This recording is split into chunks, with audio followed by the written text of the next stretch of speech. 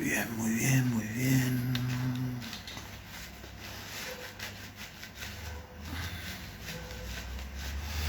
Estamos avisando a tus seguidores que empezaste a transmitir a live. Interesante, interesante. Me compré este libro hoy.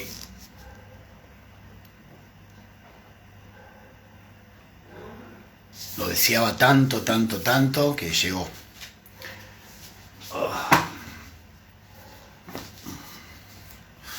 Muy bien. Vamos esperando que se conecte a algunas personas. Mientras voy organizando todo acá para invitar a quien va a estar hoy en vivo en esta nueva emisión random de entrevistas. Esperamos que Instagram le está avisando a quienes están por ahí dando vueltas para que algunos se conecten a este vivo que queda después registrado en el YouTube, en el Facebook y aquí en el IGTV para quienes tengan ganas de verlo. Buenas tardes, buenos días, buenas noches, bienvenidos a este ciclo random de entrevistas del día de hoy, con la número 9, se viene hoy, de entrevistas para seguir compartiendo la experiencia de tanta gente fantástica que deja sus huellas en la pluma, ya sea como escritor, como escritora, como poeta, poetisa, como autor, como autora, como dramaturgo, como dramaturga. Pero también vamos a ir vinculándonos con artistas que también a través de la música, a través del dibujo, de las artes plásticas, de la pintura, tengan, o de la actuación, tengan muchas ganas de compartir también sus vivencias y sus cosas. Muy bien. Voy a empezar con esto. Flaco, ¿vas a seguir sacándote fotos o vas a entrenar?, preguntó Andrés con un dejo de furia en la voz. Hernán pareció percatarse que estaba pasando los límites de la prudencia con las selfies. Se había sacado como 5 seguidas en distintas poses. En realidad lo que le interesaba era capturar en el fondo las imágenes de algunos concurrentes que le interesaban. En particular la de ese gordo que, desde que él había arrancado, venía todas las tardes, y no a entrenar. Se quedaba a charlar con Andrés y a veces con su hermano Raúl. Se iban a un rincón o a veces a la estancia contigua. Varias veces Hernán había tratado de acercarse disimuladamente, fingiendo buscar un disco o una pesa, o simplemente tomar aire para escuchar retazos de la conversación. Y varias veces había oído palabras alarmantes, como ideología de género, nuevo orden mundial, femivolches, etc. Novena entrevista de Huellas en la Pluma. Hoy conversaciones con Santiago Idiart. Lo invitamos así.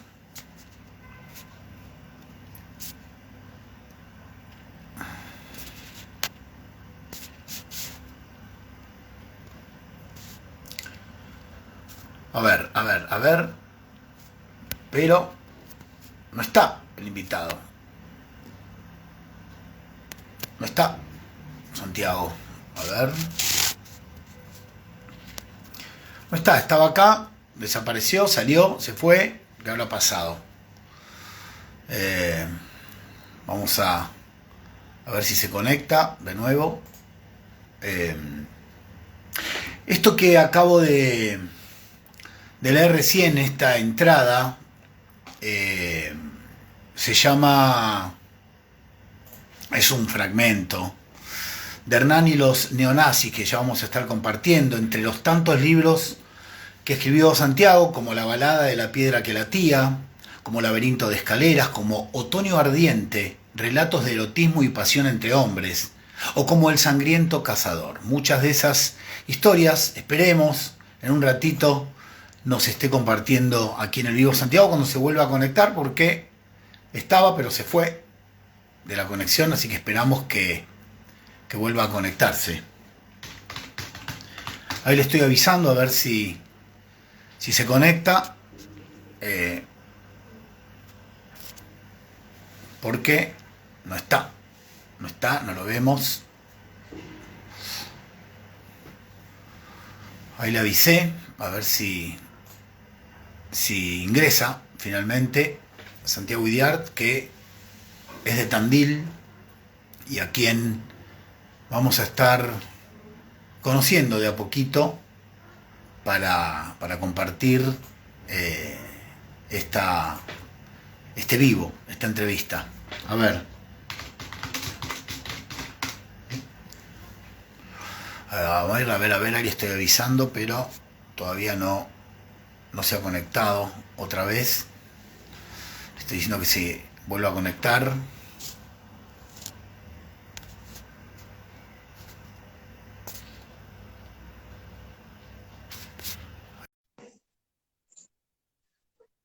A ver.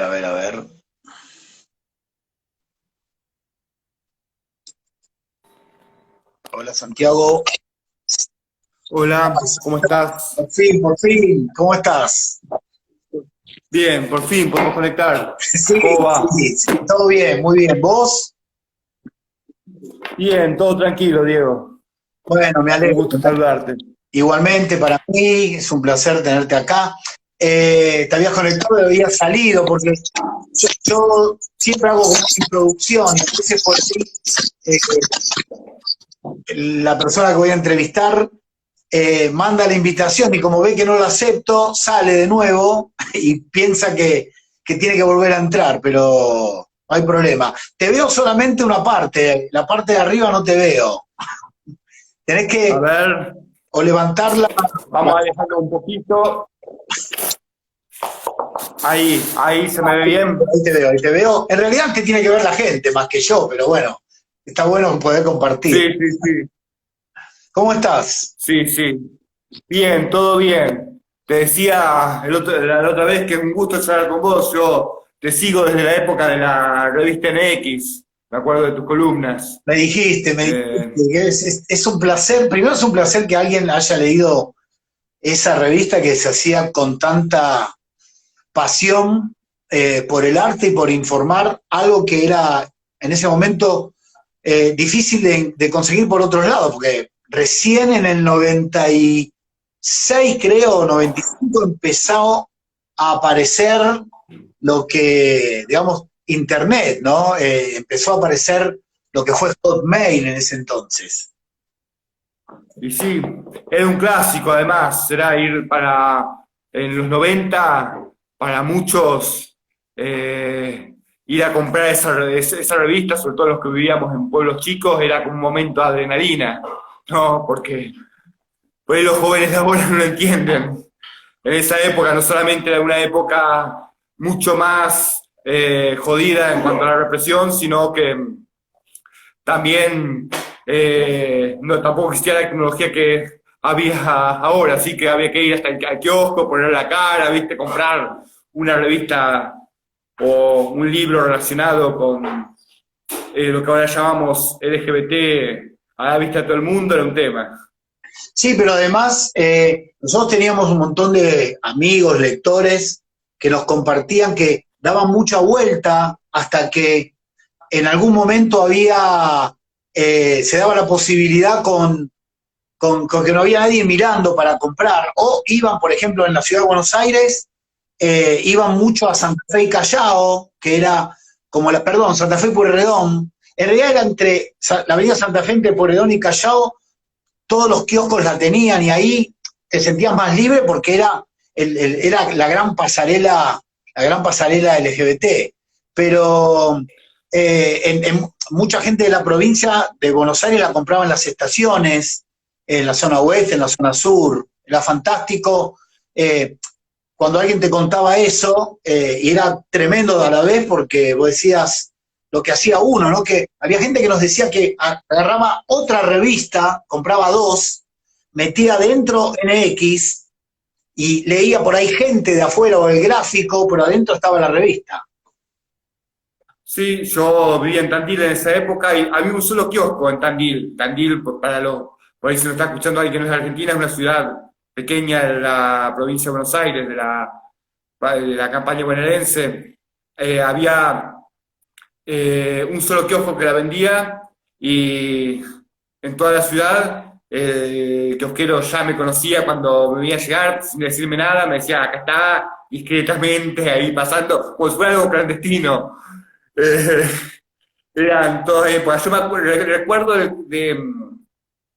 el caso, una vez alguien me contó que su mamá se la iba a comprar y que siempre llevaba la señora, la leía junto con la madre, porque tenía muchos artículos de interés, de historia, de política, y siempre la madre la llevaba escondida en la bolsa de las compras, tapada para que no se la vieran. Sí, no, bueno, sí, una época complicada. Y para vos, ¿cómo fue tu infancia como, como lector? ¿Cómo fue el comienzo de empezarte a animar a volcarte a la escritura o a la lectura? Quizás lo primero fue la lectura. ¿Y qué fue lo primero que empezaste a leer? Porque Nexo vino mucho después, la revista NX. La lectura, en realidad, bueno, siempre, toda mi vida leí desde que adquirí la lectoescritura. En mi casa siempre hubo muchos libros. eh, Obviamente empecé con libros infantiles,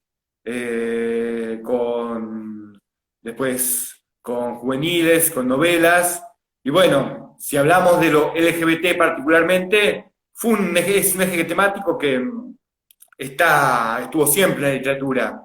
Muchas veces los detractores, vieron que suele decir que está el tema ahora porque está la ideología de género, que es el tema que está de moda, que quieren homosexualizar a todo el mundo, conocés ese tipo de discurso, ¿no? Bueno, era un discurso de revela ignorancia porque lo que hoy llamamos LGBT, o lo que antes se llamaba homosexualidad, transexualidad, travestismo, siempre estuvo presente como eje temático en la literatura, Pero para desde vos, los poemas de Anacreonte hasta los textos bíblicos, más modernamente en autores como Federico García Lorca, en el siglo XX, Virginia Woolf, a escritores argentinos como Manuel Puig, era prácticamente imposible navegar por la literatura sin encontrar el tema LGBT o el tema de diversidad sexual presente. pero cuando eras chico, eso no creo que estuviera tan fácil para vos, si es que de chico buscabas algo que tuviera que te identificara con eso, ¿no? En realidad fácil siempre estaba, había que saber leerlo, es decir, el closet era bastante transparente para la literatura también. Eh, los poemas de Walt Whitman estaban, los poemas... Pero, perdón, vos eras chico y si leías un poema de Walt Whitman, digo, ponele, ¿era fácil que identificaras el mensaje? Y sí, en realidad el que no lo identificaba era el que no lo quería identificar, porque el mensaje era bastante transparente. Era más difícil no identificarlo que identificarlo, en realidad. Por eso lo forzado fue el ocultamiento de la diversidad sexual en la literatura, no la presencia, como quieren hacernos creer algunos detractores por derecha que hablan de la ideología de género, de la homosexualización. Lo difícil era no en muchos textos literarios canónicos de Occidente, lo difícil era no verlo, vaciarlo. ¿Y cómo te animaste a empezar a escribir? ¿Y qué fue lo primero que empezaste a escribir? Yo empecé a escribir de chico, teniendo 8 años. Después con el tiempo empecé a publicar. ¿Lo que escribías? ¿Qué escribías? Cuentos infantiles. Ah. Después, bueno, empecé a publicar colaborando poemas o textos cortos en diarios locales, ¿no? Después, columnas de opinión, textos sobre política, escribí mucho tiempo, tuve un tiempo de militancia en el Partido Obrero, publicaba en el periódico del partido, más sobre temas políticos, y la publicación empezó, el libro fue una experiencia que empezó para mí el año pasado, en el 2020, cuando aparece esta novela, Hernán y los neonazis, que sale publicada primero en Bubok y después en Amazon. Vas muy rápido. Vos querés terminar la entrevista ya, me parece. No es que quiera hacer una entrevista, pero no los quiero aburrir por eso. Quiero ir al tema. No, para nada, no estás aburriendo, para nada. A mí me encanta. Por eso quiero volver para atrás. Tenías 8 años, empezaste a escribir cuentos. ¿Y qué tipo de cuentos escribías? ¿Qué era lo que te fascinaba comunicar? En general, los cuentos que escribía a esa edad eran parecidos a los que leía, ¿no? Como te digo, en mi casa siempre hubo muchos libros, siempre se leyó mucho, afortunadamente. Mi mamá es muy lectora, mi tía también, en mi casa siempre se leyó. Bueno, eran cuentos de aventuras, historias como las que puede escribir o leer un niño a los 8 años, ¿no? En esa época uno leía El Mago de Oz, ¿no? Que creo que fue la primera novela completa que leí. Una obra que también después paradójicamente terminó siendo icónica para la comunidad gay también. Cuentos como los de Marielena Walsh o poemas, ¿no? Elsa Bornemann, autores y autoras que fueron clásicos se convirtieron en clásicos de la literatura infantil. Bueno, obviamente a Elsa la nombraron. Historias iban. ¿Cómo? Y a Elsa la nombraron. La nombraron en uno de nuestros entrevistados, la nombró a Elsa, no me acuerdo quién ahora. Y es que marcó la infancia de toda una generación, Elsa Bornemann. Incluso Laura de Betach, incluso sus cuentos que tienen un gran contenido político, por más que parecía algo infantil. Cuentos como Un elefante ocupa mucho espacio, que estuvo prohibido por la dictadura militar, ¿no? Que cuenta cómo los animales de un circo se rebelan y encierran al dueño que los explotaba dentro de las jaulas. El mensaje obviamente es más difícil, como en el caso de la diversidad sexual, es más difícil no verlo que verlo. Bueno, la dictadura militar lo prohibió. Autoras como Laura de Betach y su compañero Gustavo Roldán, ¿no? Que también escribían cuentos para niños, pero con un gran sentido social. Cuentos. Ahora me acuerdo La planta de cuadernos, por ejemplo, ese cuento en el que un niño planta un cuaderno, siembra un cuaderno y crece una planta de cuadernos y le empieza a repartir cuadernos a todos los niños del barrio y viene el capitalista, no lo nombra así, viene el vendedor de cuadernos y le quiere comprar la planta y él le dice que no y entonces dice, bueno, te la quito y viene con un ejército y hay una rebelión ahí, bueno. El trasfondo político también y social era muy evidente en ese tipo de cuentos, ¿no? Y bueno, ¿y vos te dabas cuenta? Prohibida y muchos maestros terminaron secuestrados y desaparecidos por trabajar con esos cuentos en en clase. Ahora, vos, No era, no vi la dictadura, pero vi un poco después la apertura democrática, cuando recién todo eso podía volver, y todavía esos libros estaban como que mi mamá los había tenido que salvar del desastre, ¿no? Estaban, los tienen en un cajón escondidos porque en una época reciente eran cuentos que no se podían trabajar en la escuela. ahora, ¿vos captabas esos mensajes? ¿Cómo te sentías? Obviamente, ¿Sí? estaban, y bueno, esos cuentos obviamente despertaron en mí los primeros conactos de rebeldía y el sentido el sentimiento de búsqueda de la igualdad, de la libertad, de la justicia, ¿no? Que creo que animó a esas autoras y autores a escribirlos y a sembrar esa semilla en tantos niños, ¿no? Y niñas. Ahora, en ese momento que escribías cuentos, ¿también empezaste a animarte con la poesía? Porque estuve chusmeando un poco de tu vida y vi que tuviste algunos galardones en la secundaria por la cuestión poética, pero ¿cómo fue que empezaste a animarte a escribir poesía siendo alguien que le encantaba escribir cuentos? Que no es tan fácil, digo, ¿no? Y la poesía en realidad cuando uno es adolescente es casi el lenguaje natural, ¿no? Cuando uno ha vivido poco, tiene poco que contar, pero mucho para expresar. Bueno, la producción poética la empecé en mi infancia y mi adolescencia y bueno, tuvo cierto reconocimiento en menciones honoríficas, concurso nacional de poesía para estudiantes secundarios y después otros concursos ya más abiertos al público general. Saqué gané, queda feo, suena muy a competencia. Fui, se me otorgaron unas menciones de la editorial Poli Balestrini y de la editorial Cátedra, que existía en ese momento, ¿no? Y algunos poemas salieron publicados en antologías.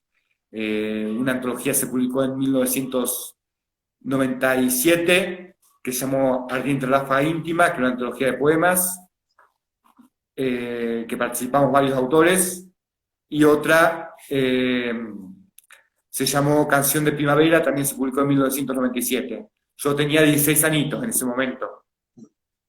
Acá me pregunta Emma Araujo, que fue el entrevistado de la semana pasada, ¿cuál es tu poema o cuento favorito y de qué van ese poema o cuento favorito? A ver, si tuviera que elegir un cuento como mi cuento favorito, a ver, tendría que ponerme a pensar, y creo que sería alguno de Silvino Campo. Para mí es una gran escritora, muy olvidada, muy dejada entre las sombras, sobre todo por el prestigio de su marido, de Adolfo de Casares y de su hermana, pero es una de las voces más originales de la literatura argentina. Y justamente una de las voces LGBT más originales de la literatura argentina. Hay un cuento que se llama Carta perdida en un cajón. Hermosísimo. Está incluso, ¿lo conoces? Sí. Sí, porque está incluido incluso en la antología recopilada por Leopoldo Brizuela sobre Sí. el deseo homosexual en la literatura argentina. Bueno, un libro, un cuento que uno de los primeros cuentos en relatar una historia de amor entre mujeres. Otro cuento que ahora me vino a la memoria, que no es muy conocido, se llama Una hermosa familia, de Beatriz Guido, fue publicado en la década del 50, y el narrador en primera persona es un niño que acaba de perder a su mamá, que quedó huérfano, y él mismo cuenta en un lenguaje infantil cómo se da cuenta de que el amigo del padre, que se fue a vivir con ellos después de la muerte de la madre, es en realidad la pareja de su papá.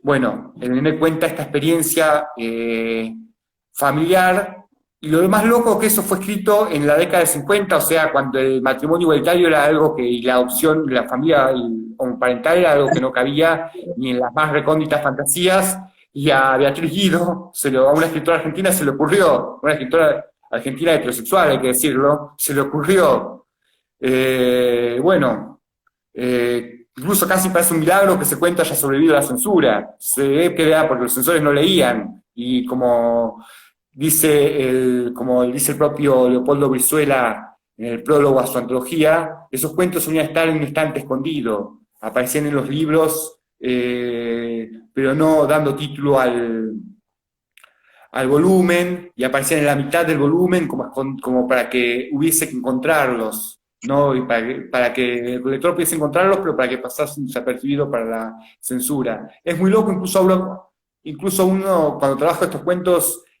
muchos profesores de espacio, cuando trabajan estos cuentos en la escuela secundaria, que dicen que los chicos, cuando trabajan este cuento particularmente, dicen que los chicos piensan que fue escrito hace 2 años, el año pasado, y cuando uno les dice que fue escrito en la década del 50, se sorprenden.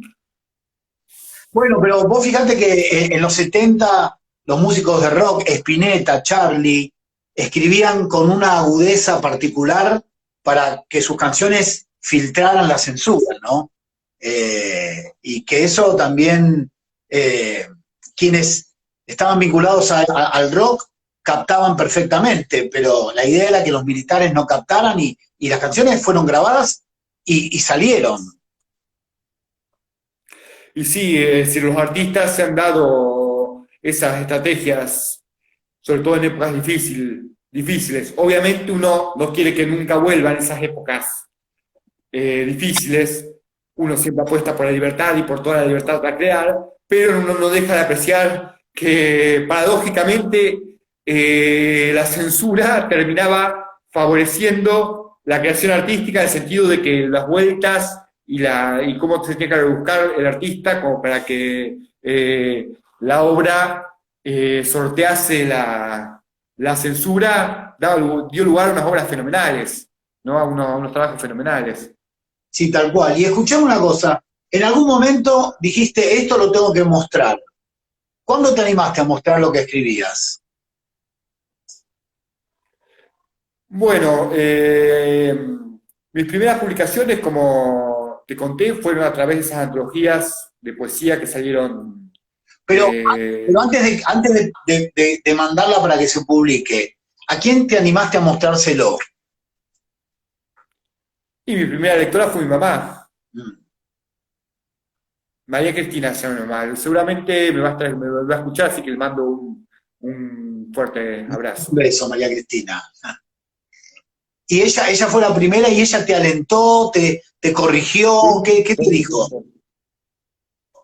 No, ella siempre me alentó, siempre fue una fan incondicional mía, mi mamá. Obviamente, uno de la madre no espera objetividad, pero bueno, siempre su acompañamiento fue muy importante, su apoyo fue importante, tanto moral como material, cuando yo no tenía edad para procurarme comprar mis propios libros. ¿Y cuándo te animaste a decir, bueno, ahora voy a publicar algo mío? Bueno, me voy a adelantar otra vez al año 2020. Yo había terminado esta novela. Hernán, Hernán de los Sí, neonazis. El Maíz de los Nazis, inspirada muy libremente en los acontecimientos que sacudieron a Mar del Plata, la ciudad donde yo vivía, eh, por el año 2015, ¿no? Con una patota de neonazis que puso en estado de pánico a la comunidad trans de la ciudad de Mar del Plata. Eh, y ciertos acontecimientos que se dieron me motivaron a decir, bueno, alguien tiene que escribir una novela con esto. Y como no había, y bueno, la terminé escribiendo yo. Eh, cuando terminé de escribirla, dije, bueno, hay que publicarla, porque Es, además ya eh, perdón, es un tema. tenías claro que querías publicarla sí o sí. Quería publicarla, sí, quería publicarla, y bueno, la publicación vino a través de la plataforma Google primero y después Amazon, como para darle una salida, y me sorprendió la repercusión que tuvo. Yo lo había publicado, pensé, bueno, no cuesta nada, esas plataformas son gratuitas, vamos a publicarlas. Un amigo de Mar del Plata, un artista plástico, lo nombro, Julián Buentes Carcela, colaboró diseñando la tapa. Ahora no tengo el libro en papel para mostrarlo, pero bueno, los que puedan verlo en Amazon lo pueden encontrar, Nadie de los Nazis. Él me alentó mucho, me dijo, bueno, yo publicalo. Cuando yo conté la idea, me dijo, publicalo, yo te hago La tapa. la portada. Eh, bueno, se publicó y me empezó a llamar la atención la repercusión que tuvo, que empezó a a liderar los rankings de venta en España, particularmente en México, y que empezaron a llamar de España y de México para hacerme reportajes, y que me dejaron sorprendido realmente. Yo lo atribuyo a que en España están viviendo con el tema del ascenso de Vox, y el tema de, justo fue ese año se discutió la ley trans, y hubo un enfrentamiento muy fuerte entre ciertos sectores LGBT y ciertos sectores del feminismo radical, que se considera trans excluyente, y eso aparece también, ese tema aparece también reflejado en la novela, y yo creo que eso despertó el interés de los lectores en ese país, ¿no? Por una novela que tocaba esos temas, Ahora, como las muchas. ¿quién es, Sí. quién es Hernán? Hernán es, El personaje, ¿quién es? ¿De qué se trata? Hernán es un muchacho, un joven de 20 años, gay, que milita en una agrupación de izquierda, ¿no?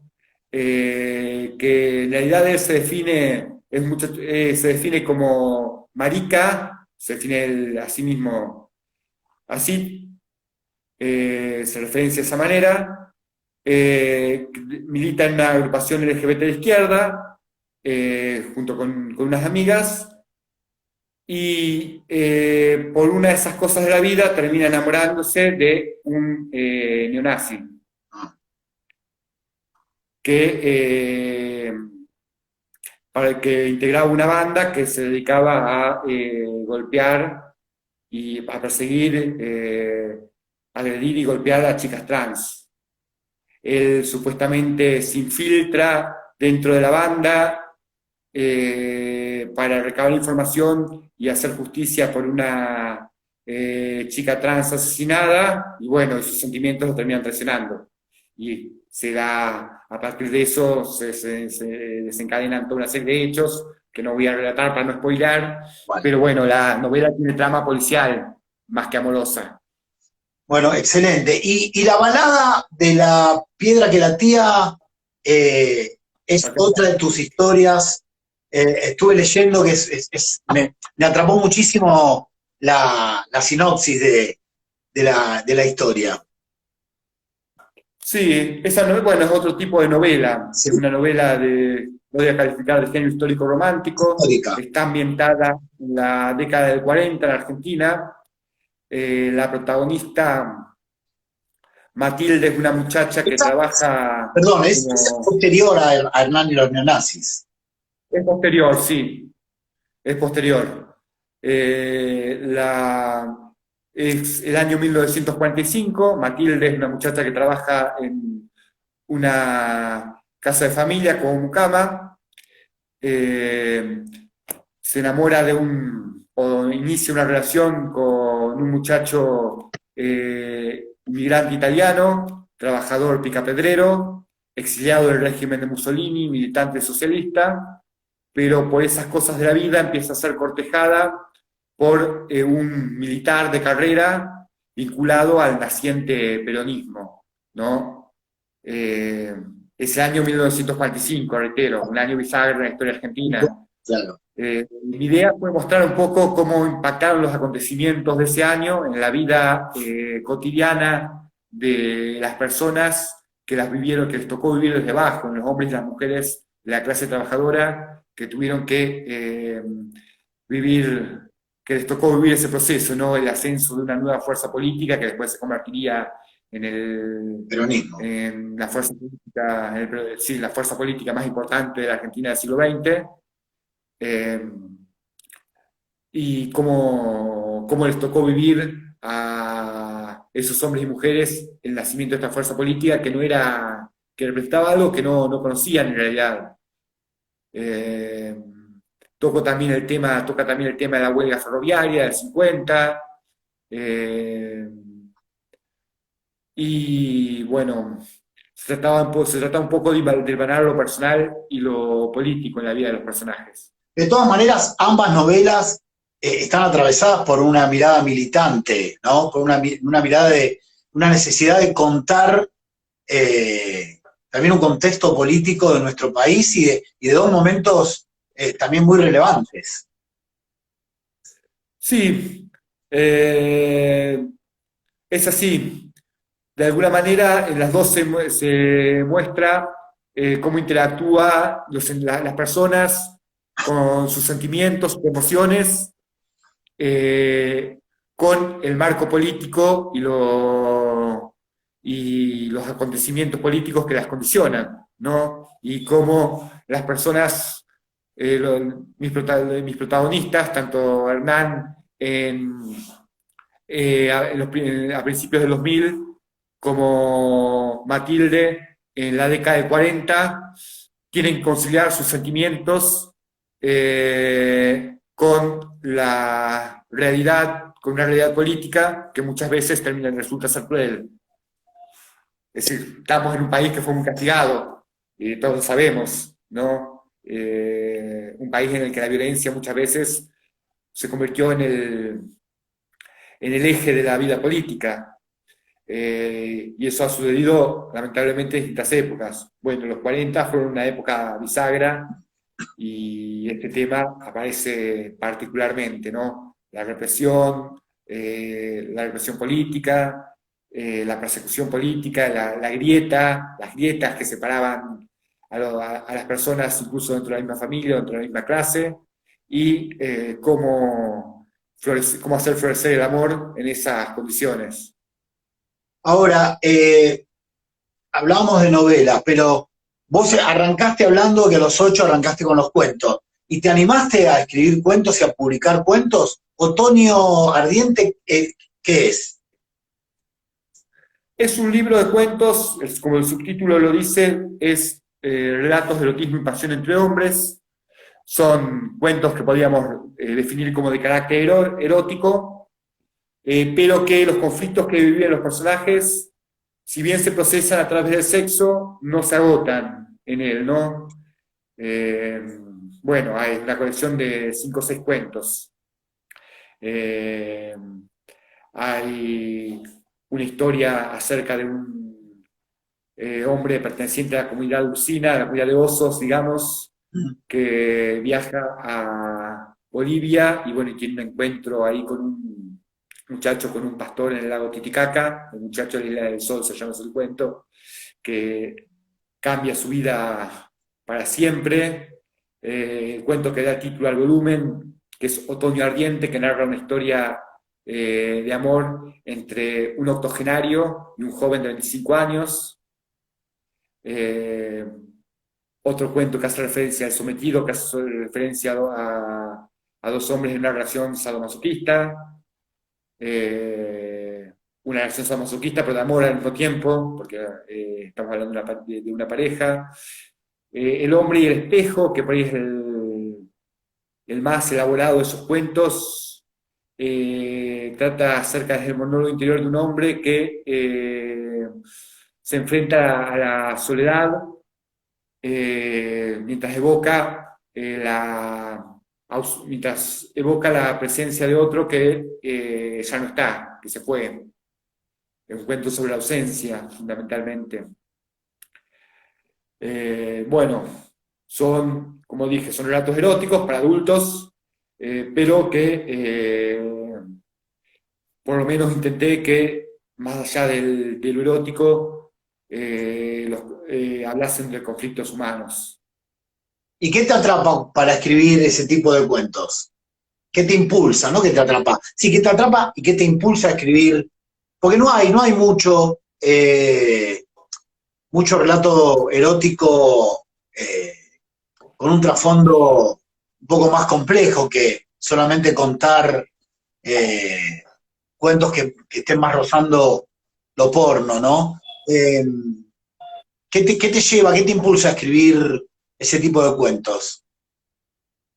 Y las mismas relaciones humanas, es decir, creo que los seres humanos, la literatura es la expresión de los conflictos que viven los seres humanos. Y una de las exteriorizaciones de los conflictos humanos, una de las más frecuentes, es a través del sexo. Eh, no se puede separar totalmente la dimensión carnal de la intelectual o de la espiritual o de la moral en el ser humano. Los seres humanos somos una totalidad. Y bueno, me interesó esto en Otoño Ardiente particularmente de mostrar cómo una galería de personajes procesaban sus conflictos internos a través del sexo, aunque no se agotara en él, ¿no? Bueno, Sí, además, por lo que contás, fundamentalmente eso. por lo que contás cortito, son poquitos cuentos, pero digo, ¿te dan ganas de seguir escribiendo más de este tipo de cuentos y seguir publicando este tipo de cuentos? Ganas siempre tengo, ahora en este momento, bueno, estoy trabajando con otras cosas, ¿no? Eh, También he publicado otros cuentos, no de carácter erótico, en mi blog, que los invito a todos a visitarlo, santiagodiart.blogspot.com. Ahí, bueno, pueden encontrar varios cuentos. Pueden encontrar poemas, fragmentos de novelas y también cuentos. El cuento, bueno, como se puede publicar más fácil en un blog o en una aplicación, por ahí no, muchos no los recopilé en libros, pero bueno, pueden Mm. leerlos, ¿no? Les tiro los títulos de algunos por si los quieren buscar. El Pato Blanco-Nieves y las Siete Hermanas Dagor, que es una versión del cuento de hadas clásico, ¿no? Una reversión y parodia. Eh, La Noche del Gladiador, eh, El Mundo del Pueblo Artístico. También se vieron publicados en algunas revistas. ¿Y Laberinto de Escaleras qué es? Laberinto de Escaleras es una novela ambientada en los 90 en un pueblo del interior de la provincia de Buenos Aires, eh, que trata acerca de dos muchachos, dos jóvenes que realizan el tránsito de la infancia a la adolescencia dentro de los muros de un colegio religioso en una atmósfera muy opresiva. Y bueno, y descubren el amor, el odio, la sexualidad, todo lo que se descubre a esa edad, fundamentalmente a partir de la llegada de un tercer personaje, que es Diego, un rugbyer que viene a trabajar de profesor de educación física a este colegio, un rugbyer que viene de San Isidro, de San Isidro a vivir a este pueblo y a trabajar como profesor de educación física en ese colegio, por una cuestión no de necesidad, sino por una cuestión de educación, y bueno, y le genera, eh, les mueve los cimientos a estos dos chicos, ¿no? Que son Martín y Juan Bautista. En ese, no sé si leíste la sinopsis, en esa novela, los tres protagonistas, Juan Bautista, Martín y Diego, representan las tres clases sociales emblemáticas de la Argentina. Juan Bautista es el proletariado, Martín es la clase media profesional y Diego es la oligarquía, ¿no? La clase alta tradicional. Los tres representan a esas clases sociales y a las tensiones entre ellas, ¿no? La historia cuenta Martín, ya de adulto, ¿no? A través de una reconstrucción de mails, de distintos textos. Hay un experimento tipo collage ahí con distintos formatos textuales.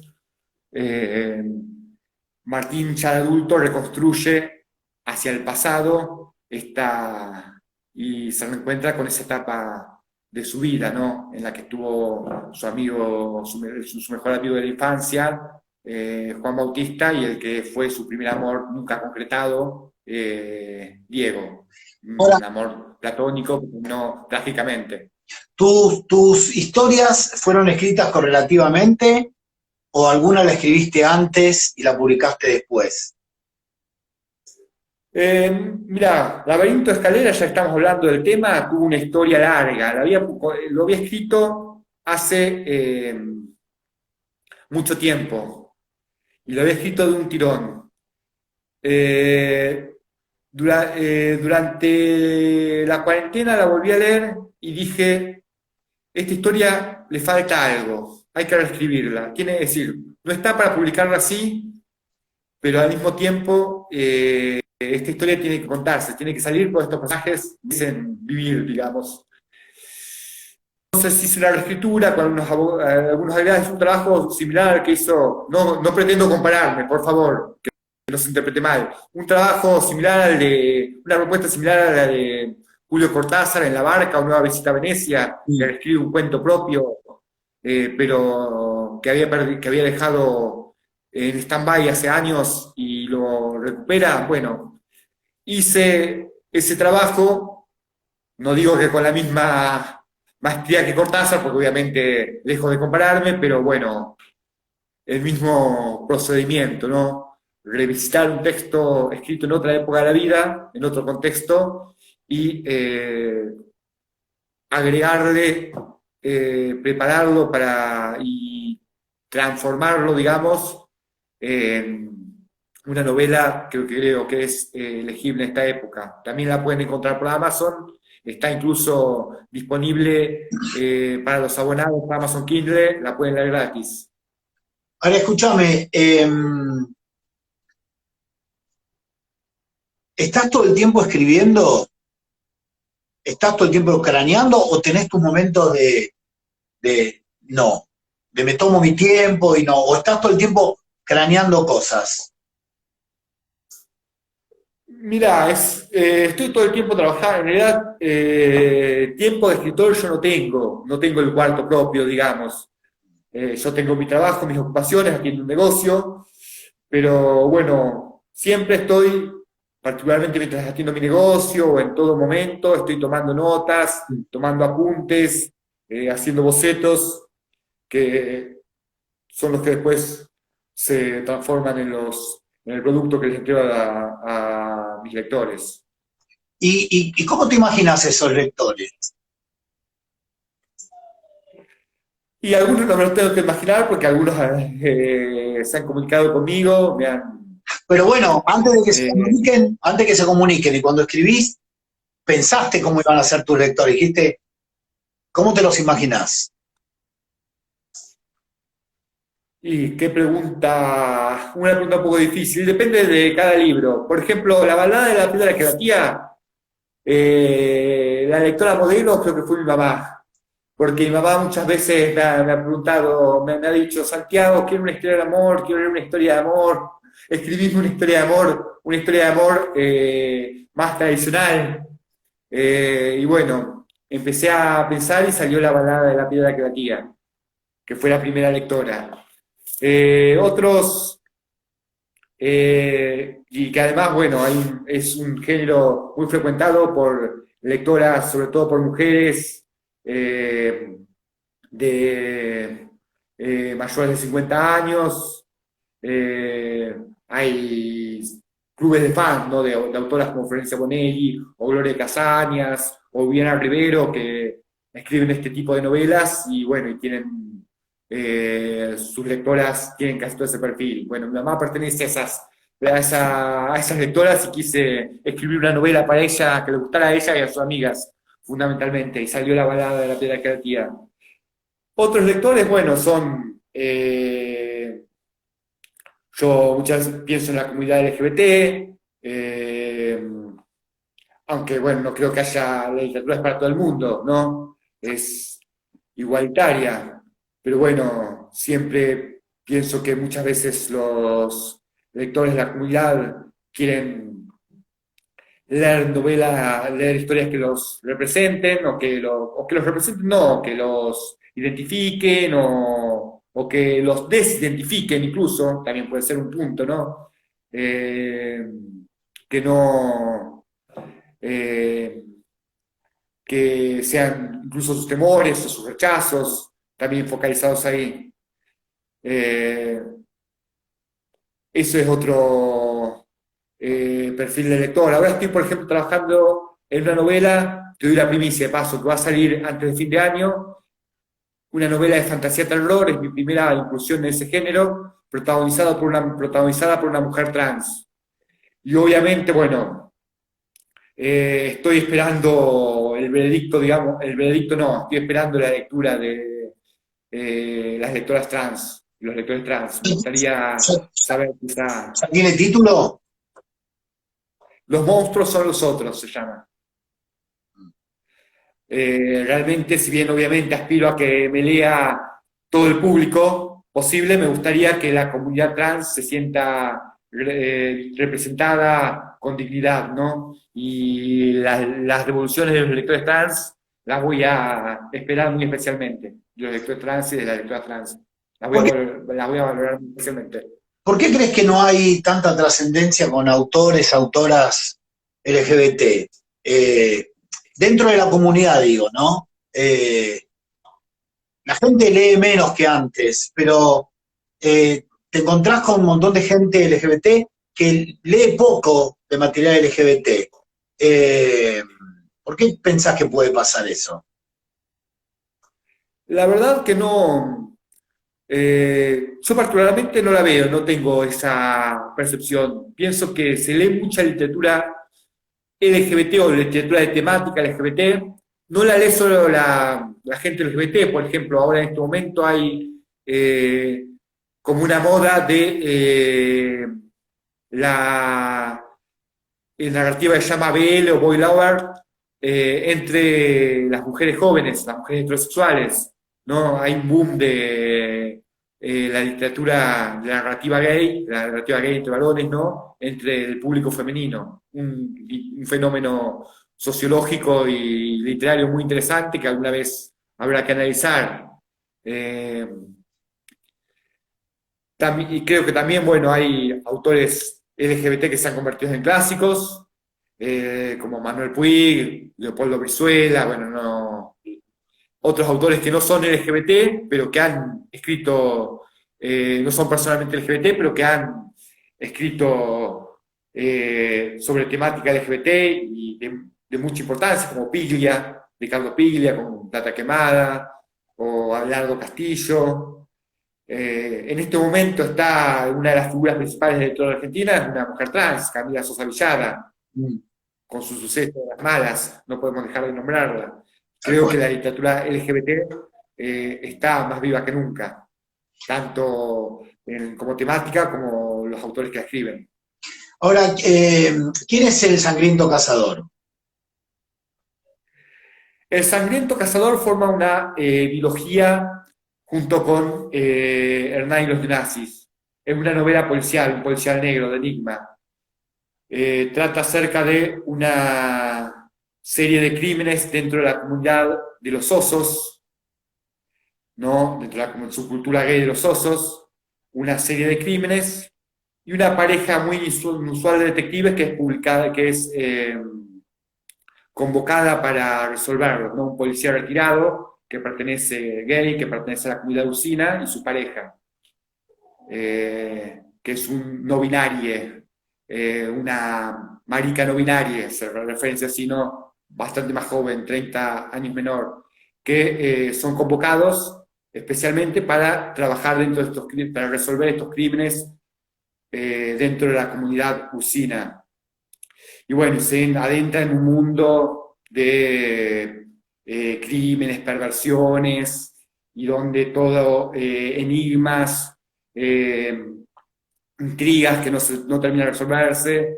Es un policial de enigma y una novela fuerte, para toca temas muy fuertes, ¿no? Como obviamente el crimen, el incesto, el sadomasoquismo.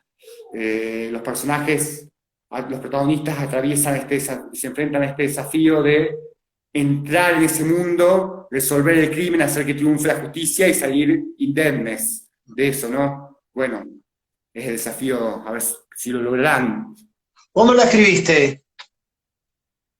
En el 2001, el 2021, perdón, este año, a principios de este año se Ah, publicó. no, se publicó, pero ¿cuándo la escribiste? ¿Cuándo la empezaste a escribir?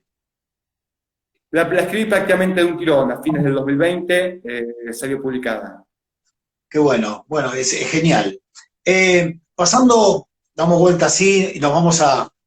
¿Qué otras partes, qué otros canales del arte, en cuáles te identificás o te sentís que, que podés llevar adelante tu creatividad?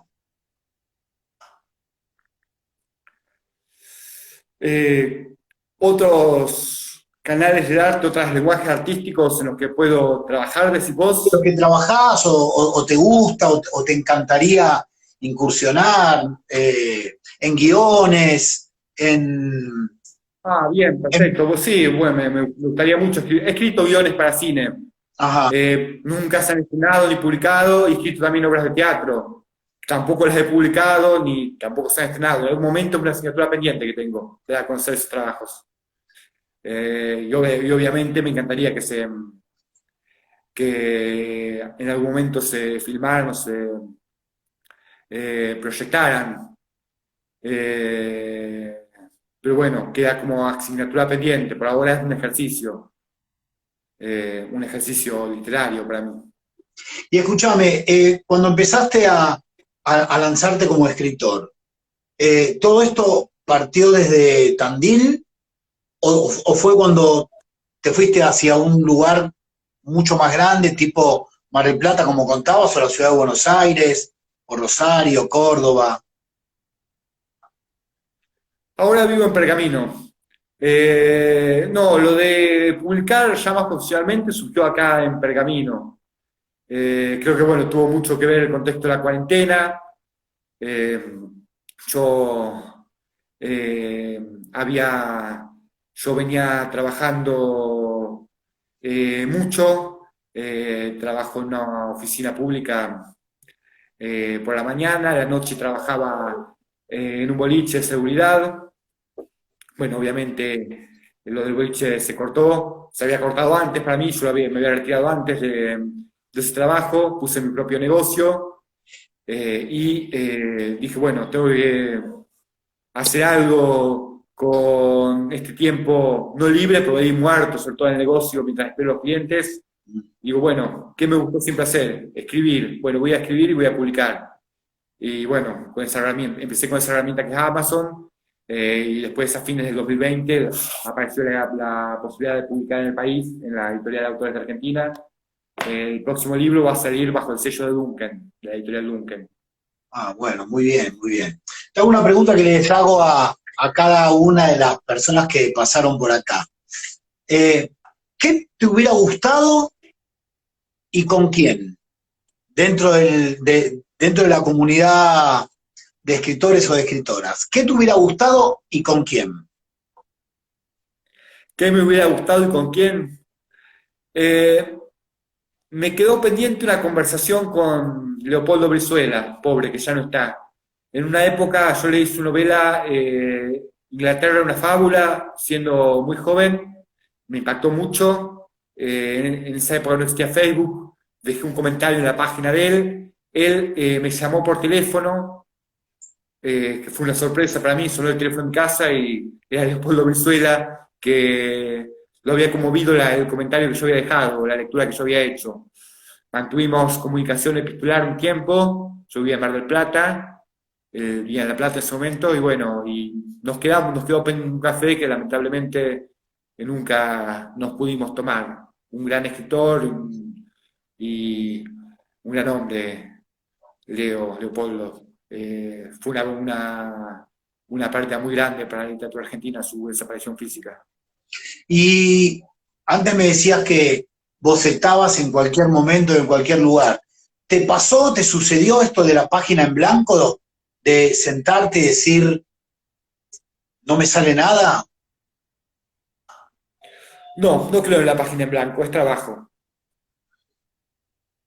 Es sentarte y algo va a salir siempre. Algo sale Es que siempre. sí. Si uno trabaja. Tiene que estar sentarse y apoyar las sentaderas de la silla y decir voy a escribir, y las cosas salen. Es trabajo, cuesta trabajo. Escúchame, ¿en qué estás trabajando ahora como proyectos para escritura, independientemente del libro este que comentabas? ¿Cómo eran los monstruos? ¿Son ellos? Los monstruos son nosotros. ¿Los monstruos? Espero que salgan, los monstruos son los otros. Espero que salgan antes de fin de año. Vas a tener te voy a avisar enseguida cuando esté disponible para la venta. Me gustaría continuar con una trilogía sobre la década del 40 en Argentina, continuando la balada de la piedra creativa. Me gustaría hacer una trilogía sobre el primer gobierno de Juan Domingo Perón. Te comenté que la balada se centra en la huelga ferroviaria. Me gustaría tocar otro tema muy doloroso en nuestra historia, que fue la huelga de las telefónicas, la huelga y la represión de la huelga de las telefonistas en el 49, si la memoria no me falla con las fechas. Eh, y tocar después más adelante otro tema, otro aspecto poco transitado de ese periodo de la historia del primer gobierno peronista. Me gustaría hacer una trilogía sobre eso. Pero bueno, salió la primera, la balada, que los invito a Genial. todos a leerla. Y a vos que te encanta Más adelante. escribir y Como, contextualizar tanto sobre nuestra historia, los 70, ahí hay mucho para poder contar quizás, y también el comienzo de los 80, ya más vinculado a nuestra comunidad, ¿no? obviamente, los 40 por ahora prefiero seguir en los 40 y 50 trabajando. Es todo un trabajo de documentación el que hay que hacer, así que bueno, no se puede mover tanto de una época a la otra. En esta novela, en la balada de la piedra creativa, también se toca el tema, si bien en formas de manera secundaria, el tema de la represión a la comunidad gay en esa época, ¿no? Particularmente las racias y los edictos policiales, ¿no? Hay uno de los personajes secundarios, Ladislao, el hermano de uno de los protagonistas de estos pretendientes que tenía Matilde, es gay, y bueno, uno de los problemas que enfrenta el problema más fuerte que enfrentaba en esa época la comunidad era la persecución policial. Si bien en Argentina nunca fue criminalizada la homosexualidad con el Código Penal, nunca fue considerada delito, sí fue criminalizada durante mucho tiempo mediante edictos o códigos contravencionales. El escándalo de los cadetes, que es muy conocido, que sucedió a fines de la década del 30,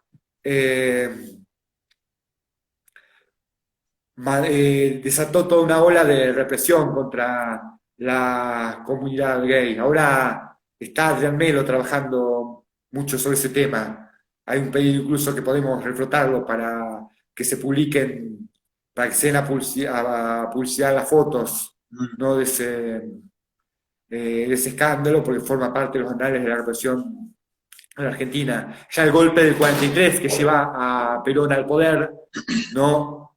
Que lleva a Perón a la primera plana de la política, uno de los objetivos que se proponía el golpe del GO era el saneamiento moral del país, ¿no? Basado en este escándalo. Y bueno, y la política de Perón estuvo muy marcada, por más que a veces parece que no, estuvo muy marcada en el reforzamiento de los valores tradicionales acerca de la familia, ¿no? Y la persecución a la comunidad LGBT fue muy intensa en ese periodo. Sí, veo que te Eh, fascina enormemente.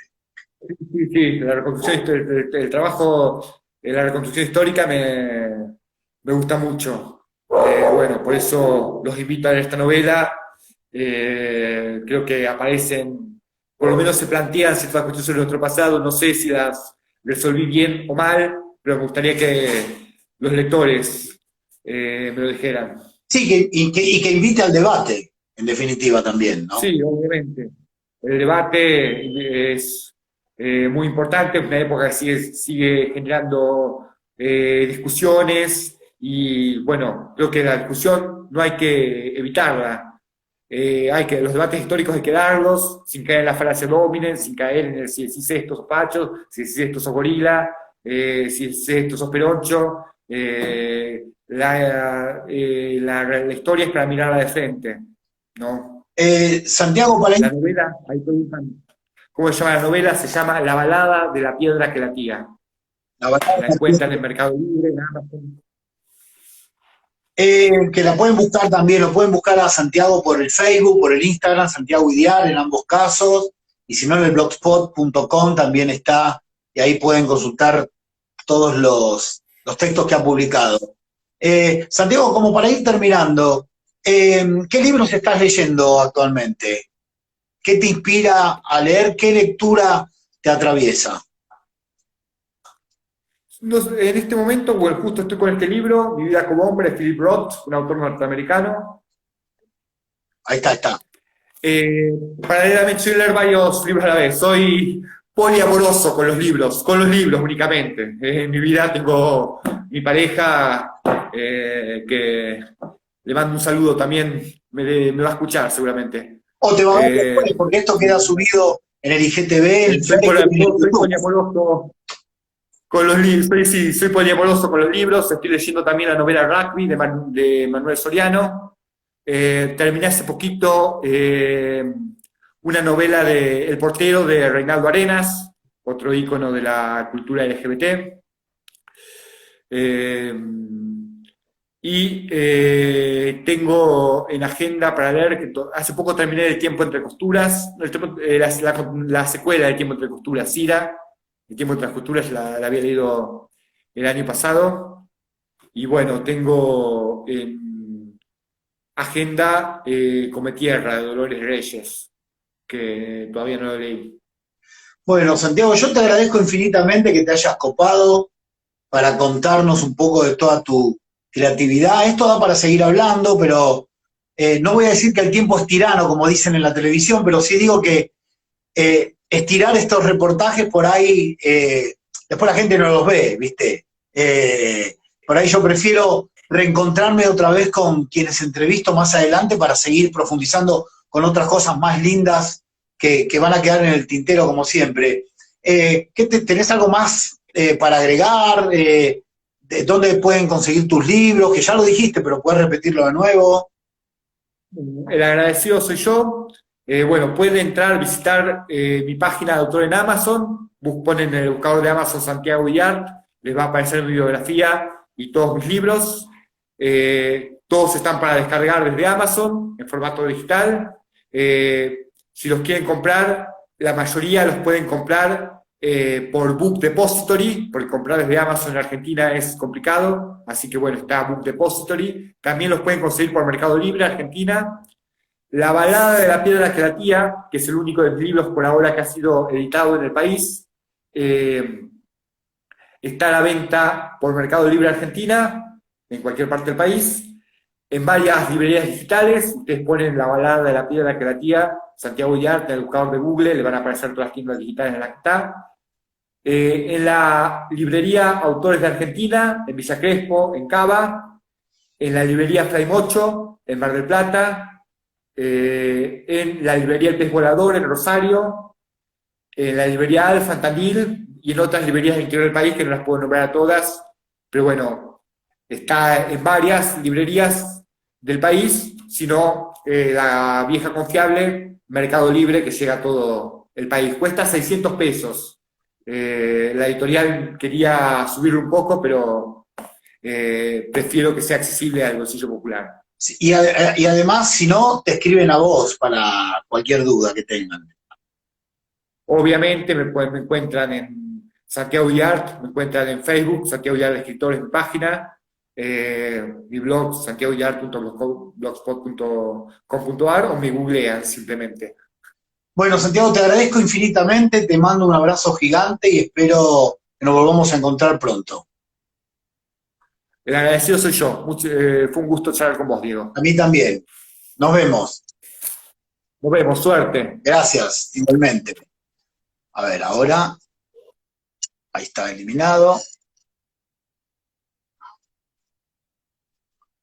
Y bueno, ha pasado Santiago Idiar, un gran actor, iba a decir, un gran escritor, prolífico, con novelas, cuentos, como decíamos al principio, La balada de la piedra que latía, que es el que recién estaba contando, Hernán y los neonazis, El laberinto de escaleras, El sangriento cazador y el de cuentos, que es Otoño ardiente, relatos de erotismo y pasión entre hombres.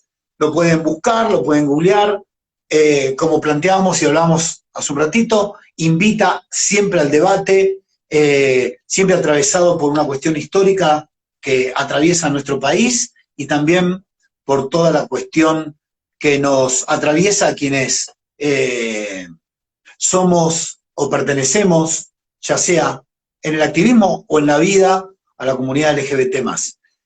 Agradecido por quienes han pasado por acá a visitar y a ver el vivo, que va a quedar, como siempre digo, subido a mi página de YouTube, al Facebook, para que lo puedan buscar, y aquí en el IGTV de Instagram. Nos vemos en la próxima, que va a ser la 10ª entrevista, que es el próximo lunes 20 a las 20 horas, con un escritor, poeta, autor, dramaturgo, actor, director de teatro, el querido amigo Gustavo Massó.